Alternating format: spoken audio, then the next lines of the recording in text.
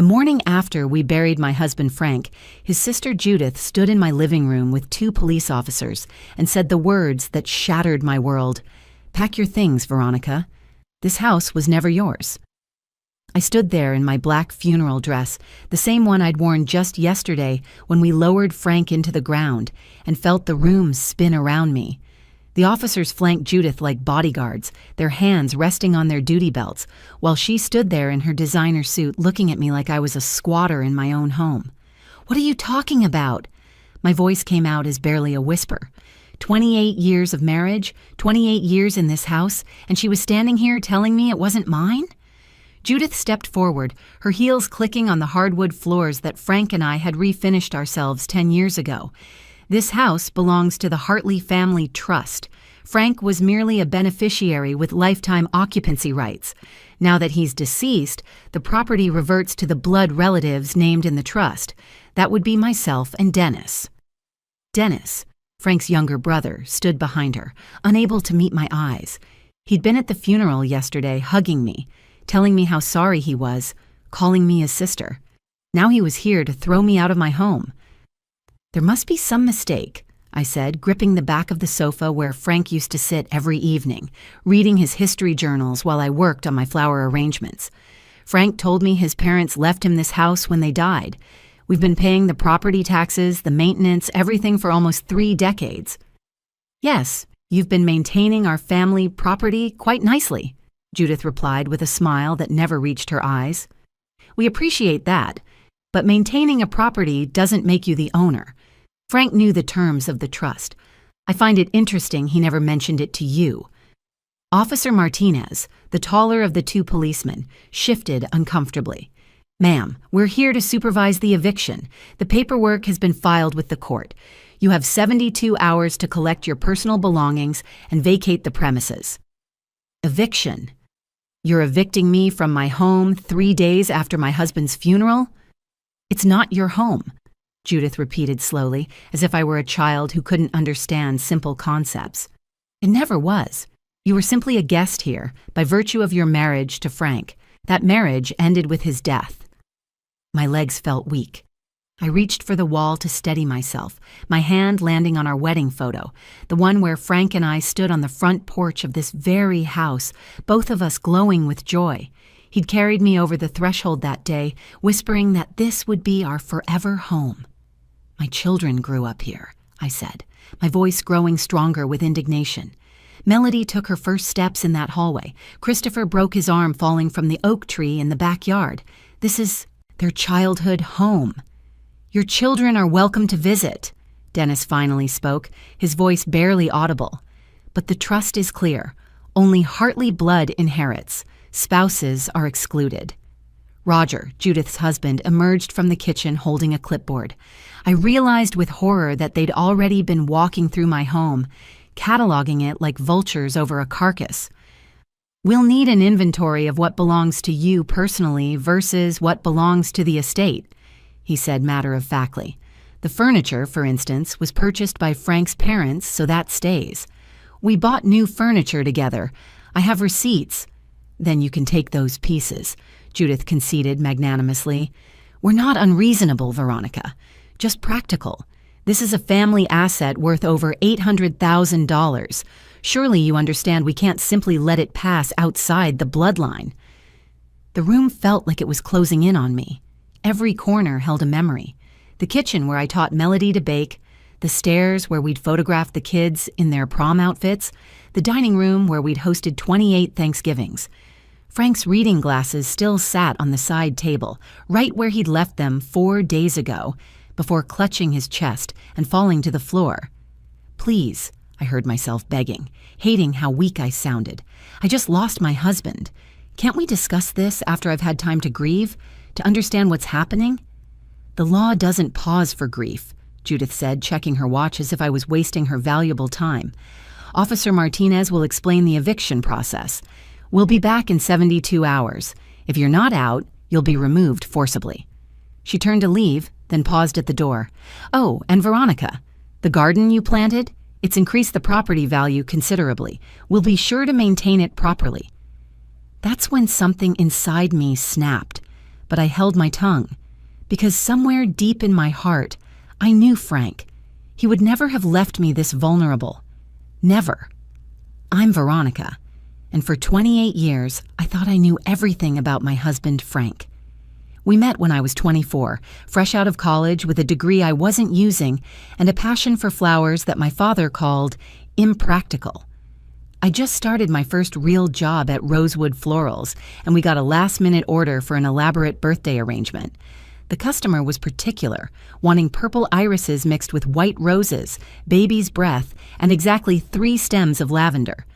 When I delivered it to the sprawling Hartley estate on the outskirts of town, Frank answered the door. He was different from the men I'd dated before, quieter, more thoughtful.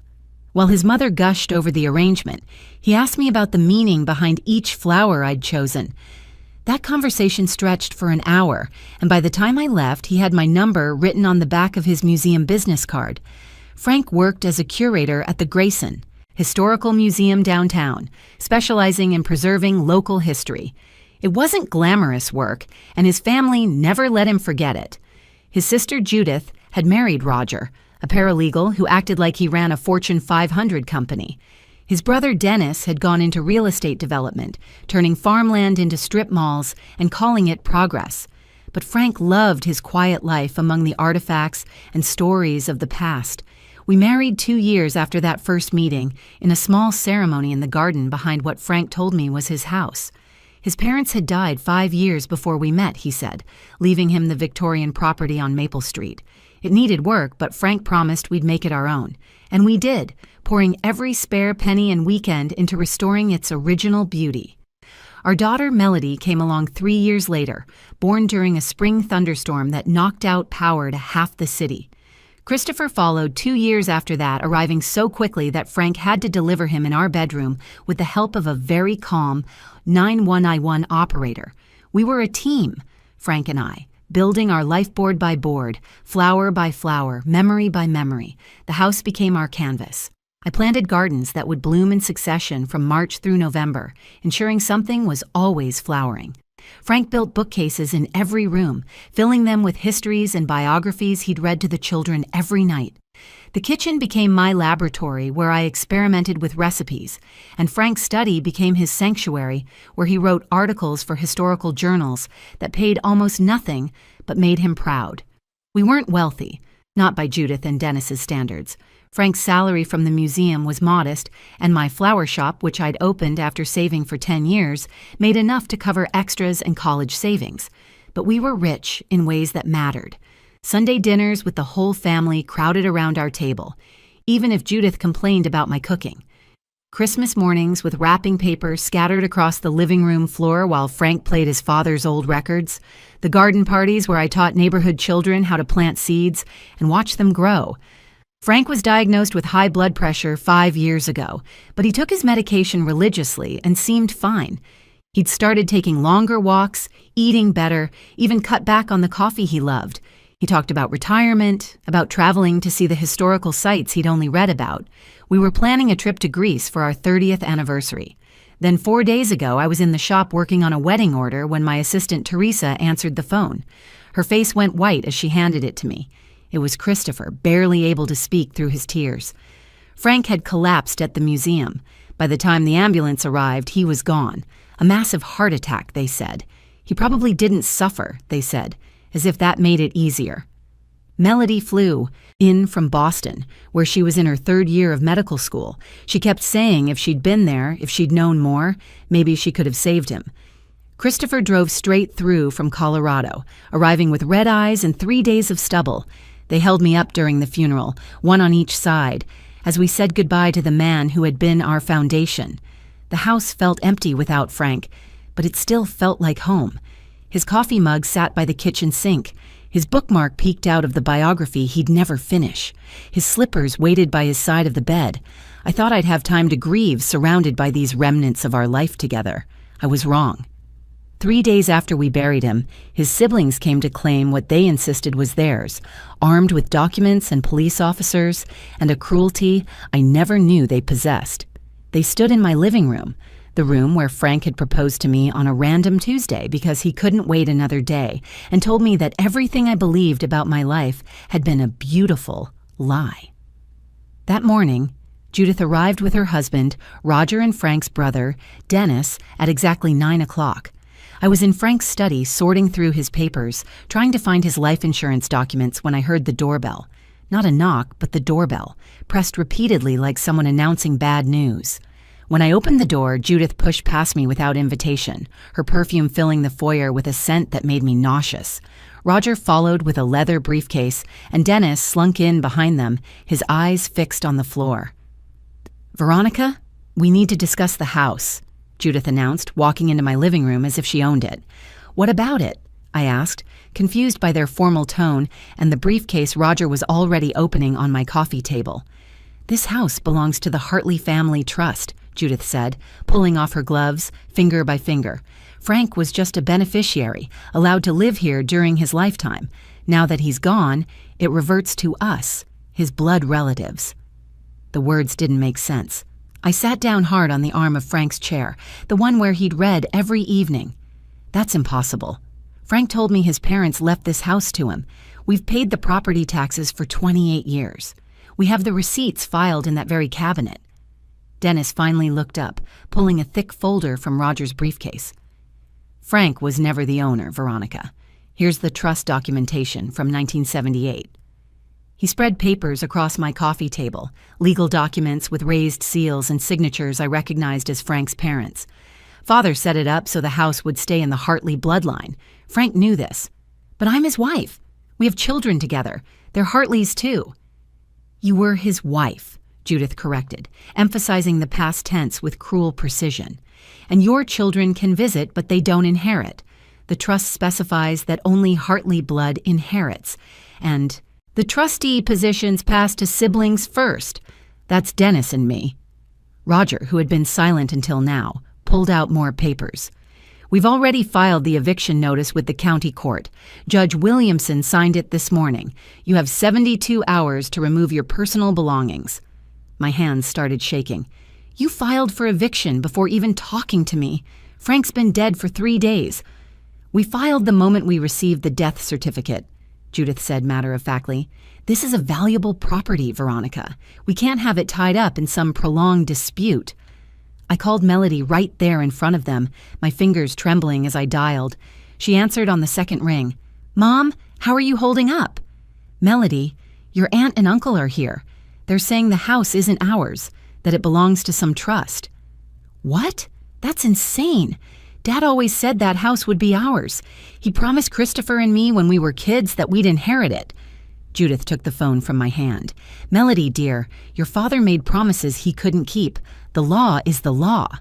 She handed the phone back to me while my daughter shouted questions I couldn't answer. By noon, 2 police officers had arrived with the official eviction order. Officer Martinez, whom I recognized from the neighborhood watch meetings Frank used to attend, looked deeply uncomfortable as he explained the situation.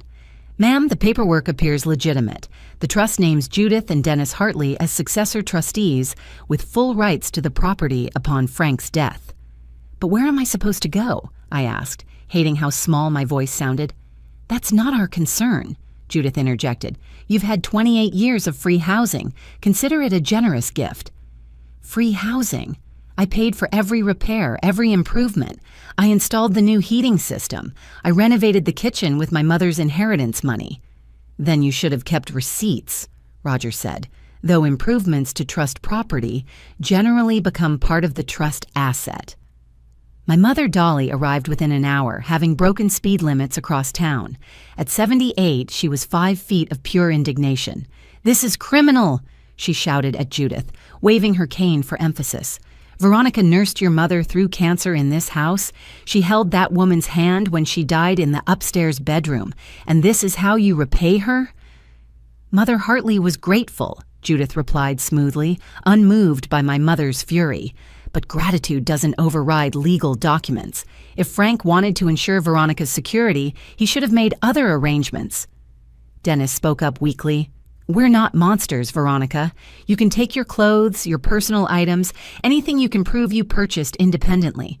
"How generous," I spat, finding my voice finally. I can keep my own belongings. Should I be grateful? Christopher arrived that evening, having driven 14 hours straight from Colorado. His park ranger uniform was wrinkled, his face haggard with grief and now rage. "How can you do this?" he demanded, confronting Dennis in the driveway. "You held me as a baby. You taught me to ride a bike in this driveway." "Business is business, Chris," Dennis replied, not meeting his nephew's eyes. "Your father knew the rules." With nowhere else to go, I moved into my mother's cramped 2-bedroom apartment on the other side of town. The contrast was jarring.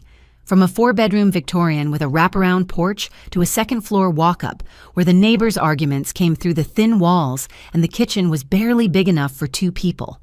My mother gave me her bedroom, insisting on sleeping on the pull-out couch despite my protests. Melody wanted to drop out of medical school immediately. "I can get loans, Mom. I'll come home and help you fight this." But I refused to let Frank's death derail her dreams. He'd been so proud when she got into Boston University, telling everyone at the museum about his daughter, the future doctor. I wouldn't let Judith and Dennis take that too. Christopher flew back from Colorado 3 days later, having arranged emergency leave from the Park Service. He was furious in a way I'd never seen him, his usually gentle nature replaced by raw anger. He drove straight to Dennis's real estate office downtown and confronted him in front of his entire staff. "Uncle Dennis, how could you do this to Mom?" Christopher's voice carried through the glass windows. "Dad trusted you. He named you as my godfather." "Business is business, Chris. Your father knew the rules. He should have prepared better." "Prepared better? He died at 55. He thought he had time." But Dennis just shuffled papers on his desk and had security escort Christopher out. Something felt wrong about all of this, beyond just the cruelty of the timing. Frank was meticulous about everything. He kept detailed records of historical artifacts that were centuries old. He labeled everything in our house, had files for every major purchase, every document. How could he not tell me about something this important? How could he let me renovate the kitchen, plant the gardens, pour my inheritance into a house that wasn't even ours? I started going through the boxes I'd managed to pack, the few papers from Frank's study that I'd grabbed in my haste. Most of it was museum work, research notes, correspondence with other historians. But in a folder marked personal, I found something odd. 5 years' worth of correspondence with someone named Harrison Blackwood, Esquire, with an address in the next state. The letters were brief, mostly confirming appointments and referencing the matter we discussed. My mother was washing dishes when I showed her the letters. Why would Frank have a lawyer I didn't know about? She dried her hands slowly, thinking. Maybe he was planning something. Your husband wasn't a fool, Veronica. He knew what his family was capable of. I found Mr. Blackwood's number and called from my mother's landline, my cell phone having been disconnected when I couldn't access Frank's accounts to pay the bill. A pleasant secretary answered on the second ring. "Blackwood and Associates. How may I help you?" "This is Veronica Hartley. I found your correspondence with my late husband, Frank Hartley." There was a pause. "Oh, Mrs. Hartley, Mr. Blackwood has been trying to reach you. He has urgent documents regarding your husband's estate. He tried calling your home, but the number was disconnected. His siblings took the house." "What estate? They say Frank owned nothing." "Ma'am, I think you need to come to our office immediately. Can you come tomorrow?" The drive took 3 hours. My mother insisted on coming, bringing a thermos of coffee and sandwiches like we were going on a road trip instead of possibly chasing false hope. The law office was in an old building downtown, all dark wood and leather chairs that spoke of old money and older secrets.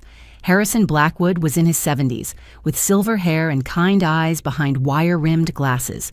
He stood when we entered, taking my hands in both of his. "Mrs. Hartley, I'm so sorry for your loss. Frank was a good man and a smart one. Please sit down. We have much to discuss." He poured us tea from a silver service, his movements deliberate and calm. "Your husband has been my client for 15 years. He came to me originally with concerns about his family trust and his siblings' behavior." 15 years? But that was before his parents died. "Yes. Frank discovered some irregularities in how his siblings were handling his parents' finances during their final years. He suspected they might try something like this when he passed, so he took precautions." What kind of precautions? My mother leaned forward, gripping her purse. Blackwood smiled, a lawyer's smile that suggested he was about to reveal a winning hand. The kind that would make his siblings very unhappy if they knew. Frank was playing a long game, Mrs. Hartley. He knew exactly what he was doing. He walked to a large safe in the corner, spinning the combination with practiced ease. Frank updated his instructions just 3 months ago, right after his last cardiac event.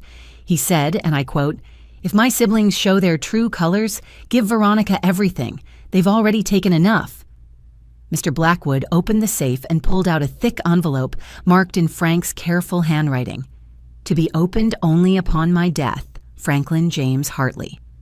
The lawyer also retrieved several folders, a small wooden box, and what looked like original photographs from decades past. "Your husband discovered something about the family trust that his siblings don't know," Blackwood began, adjusting his glasses as he spread documents across his mahogany desk. "The original trust has a clause that Frank's father insisted on, probably never imagining his own. Children would trigger it. If any trustee commits fraud or uses trust property for personal gain, without unanimous consent of all beneficiaries, they forfeit all rights to the trust permanently." He showed me a series of photographs and documents, each one carefully labeled with dates and descriptions in Frank's handwriting. 15 years ago, Frank discovered that Judith had been secretly renting out the guest house on the property to traveling nurses from the hospital. She was collecting $1,200 a month and never declaring it to the trust or sharing it with Frank. Here are copies of 7 years of lease agreements she signed, deposit slips into her personal account, even text messages between her and Roger discussing how to hide the income. My mother gasped. She was stealing from the trust while Frank was living there? "That's just the beginning," Blackwood continued, pulling out another folder. "Dennis was using the house address to secure business loans for his real estate ventures, claiming it as collateral he owned. He took out 3 different loans, totaling $2 million, fraudulently representing himself as the sole owner of the property. Each loan application is a separate count of fraud." The room felt like it was spinning. Frank had known all of this and never said a word to me, never confronted his siblings, never showed anger about their betrayal. "But there's more," Blackwood said, his eyes twinkling with what I can only describe as professional satisfaction. Frank didn't just document their fraud, he took action. There was a distant cousin, Gregory Hartley, who had a potential future interest in the trust. Essentially, if all primary beneficiaries were disqualified, Gregory's descendants could make a claim.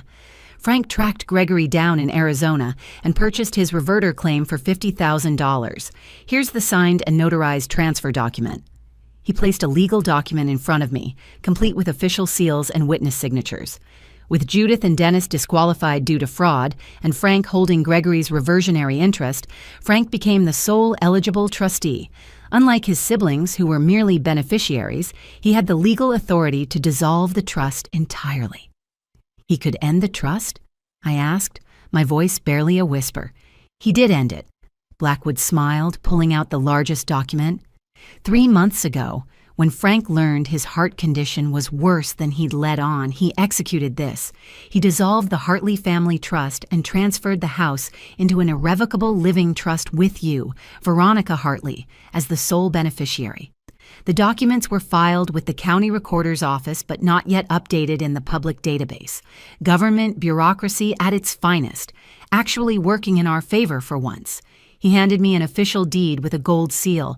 My name was there in bold letters. Veronica Marie Hartley, trustee and sole beneficiary of the IE Franklin James Hartley Living Trust. "The house your in-laws kicked you out of?" Blackwood leaned back in his chair. "You've owned it outright for 3 months. They just didn't know it." "But why didn't Frank tell me?" I felt tears streaming down my face, a mix of relief and confusion and anger that he'd kept this secret. "He left this letter to explain," Blackwood said gently, handing me an envelope with my name written in Frank's familiar script. I opened it with shaking hands and read aloud, "My darling Veronica, if you're reading this, it means they've shown their true colors. I'm sorry for the deception, but I knew they'd contest everything if they knew while I was sick. They would have made my final months miserable with legal battles and family warfare. I wanted our last days together to be peaceful, filled with love, not lawyers. Let them think they've won first. Let them show the world who they really are. The law is on your side. Mr. Blackwood has everything you need. All my love, Frank. P.S. Check the garden shed. 3rd floorboard from the door. I left something for the kids. My mother stood up, her face flushed with triumph. That brilliant, wonderful man. He knew exactly what they'd do, and he let them hang themselves with their own rope. Blackwood nodded. Frank spent years building this case. Every document is authenticated. Every piece of evidence is admissible. Your husband was thorough, Mrs. Hartley. He protected you in death in a way his siblings never expected. So the eviction notice they filed, I asked, hope rising in my chest. Completely invalid. They filed to evict you from your own property. In fact, they're the ones trespassing. They broke into your house, changed your locks, and have been living there illegally for the past week. The next morning, I returned to the house with Mr. Blackwood, a locksmith, and 2 police officers. The same Officer Martinez who had escorted me out a week earlier now stood beside me as we rang the doorbell of my own home. Judith answered the door wearing my grandmother's silk robe, the one Frank's mother had given me for our 10th anniversary. "What are you doing here?" she snarled, her face contorting with rage. Mr. Blackwood stepped forward and served her the papers with professional calm. "Mrs. Brennan, you're trespassing on Mrs. Hartley's property. You have 1 hour to vacate the premises or you'll be arrested." The look on her face was priceless. Her mouth opened and closed like a fish, gasping for air. "This is impossible. We own this house. The trust clearly states that blood relatives inherit." "The trust you're referring to was legally dissolved 3 months ago," Blackwood explained patiently. "Additionally, you and your brother Dennis have been disqualified as beneficiaries due to fraud. Here's the documentation of your illegal rental income from the guest house and your brother's fraudulent loan applications using this property as collateral." Dennis arrived within minutes, screeching his Mercedes to a halt in the driveway. He stormed up the porch steps, shouting about lawsuits and contested documents, but Blackwood had done everything perfectly. Their own greed and fraud had destroyed any claim they might have had. "How does it feel?" Judith hissed at me as Officer Martinez supervised her packing. "Happy now? You've torn this family apart." "I didn't tear anything," I replied calmly. "You did that yourself when you tried to steal from your brother's widow 3 days after his funeral. Frank knew exactly who you were. That's why he protected his real family from you." They left with only their clothes and personal items, the same restriction they'd placed on me. Roger tried to take some of the antique furniture, claiming it was Judith's inheritance, but I had receipts for everything Frank and I had purchased over the years. The furniture they thought belonged to Frank's parents? We'd bought it at estate sales, Frank carefully choosing pieces that matched the house's Victorian character. After they left, Christopher and Melody joined me in the garden. Together, we went to the shed and pried up the 3rd floorboard from the door. Underneath was a metal box containing $200,000 in bonds and a note in Frank's handwriting, "For Melody and Christopher's futures. Tell them their father loved them enough to fight the dragons, even from beyond. Use this for your dreams, not your sorrows." Melody broke down crying. "He knew he was sick, didn't he? Worse than he told us?" "He wanted to protect us," Christopher said, holding his sister, "just like he always did." 6 months later, I received one more surprise. Frank had been paying premiums on a life insurance policy I never knew existed, one that paid out double for sudden cardiac death. The beneficiary was an education trust for our children that Judith and Dennis could never touch. $500,000 to ensure Melody could finish medical school and Christopher could pursue his dream of becoming a wildlife conservationist. I learned that Frank had spent years quietly protecting us from his family's greed. Every document, every secret meeting with Mr. Blackwood, every piece of evidence he gathered was an act of love. He knew his siblings would circle like vultures the moment he died, so he set a trap that would spring only after they revealed their true nature to the world. The guest house Judith had been secretly renting now houses my mother, who tends the garden with the dedication of someone who knows what it means to almost lose everything. Dennis's real estate business collapsed when news of his fraud spread through the business community. Nobody wanted to deal with someone who would steal from his own brother's widow. Judith moved to Florida, where Roger left her 6 months later for a younger woman who, ironically, was after his money. I run my flower shop from the sunroom now, the one that gets perfect. Morning light. Customers love picking up their arrangements from the Victorian house with the beautiful gardens. I tell them about the flowers, about how each one has meaning, just like Frank first asked me all those years ago. Sometimes the best revenge isn't loud or dramatic. Sometimes it's the quiet satisfaction of a man who loved his family enough to play the long game, who knew that truth has a way of blooming if you plant the right seeds. Frank always said he was preserving history for future generations. Turns out he was preserving our future too. Every Sunday, I still bake banana bread using his mother's recipe. The kitchen still smells like cinnamon and vanilla, like love and victory combined. And somewhere, I know Frank is smiling, knowing his family is exactly where we belong, home. If this story touched your heart, please take a moment to like this video and share it with someone who needs to hear that justice sometimes comes to those who wait. Leave a comment below about a time when someone you loved protected you in ways you didn't expect. And don't forget to subscribe to our channel for more stories of love, loss, and triumph. Thank you for listening to my story.